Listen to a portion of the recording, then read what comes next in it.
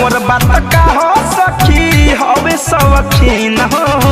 एक मरद परस लैक तीन तीन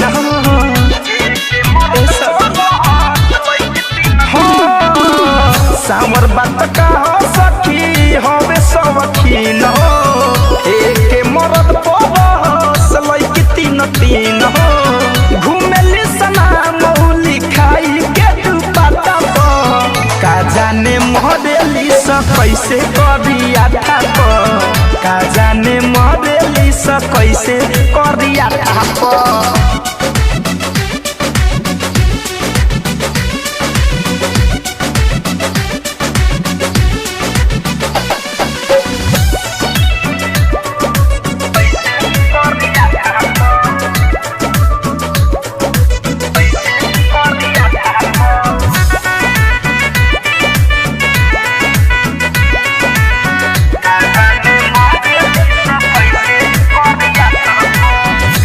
लड़की में रखे इंटरेस्ट हो मार्केट से हट के खोजेला चीज बेस्ट हो का बताइए सब नया नया लड़की में रखे इंटरेस्ट हो मार्केट से हट के खोजेला चीज बेस्ट हो जाला न ध्यान सखी ओकरा बायोडाटा पर का जाने मॉडली स कैसे करिया थाप का जाने मॉडली स कैसे करिया थाप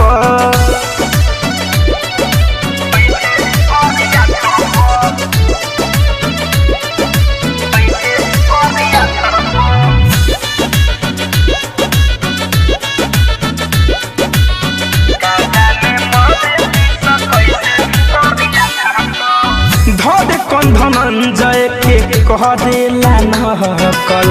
पहाड़ों में जाके चमकारेला सकल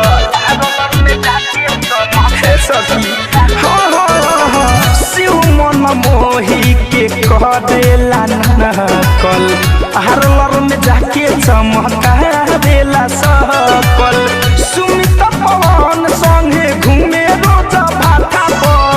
का जाने मॉडली स कैसे करिया थाप का जाने मॉडली स कैसे करिया थाप सावर बात का हो सखी हवे सवखीन हो एक मरद परस लैक तीन तीन घूमेली सना मौली खाई के दुपट्टा का जाने मॉडली स कैसे करिया थाप का जाने मॉडली स कैसे करिया थाप। RCM म्यूजिक न्यू ऐप अभी डाउनलोड कीजिए हमारे गूगल प्ले स्टोर से और पाए भोजपुरी लोकगीतों का एक से बढ़कर एक ऑडियो वीडियो सॉन्ग बिल्कुल मुफ्त।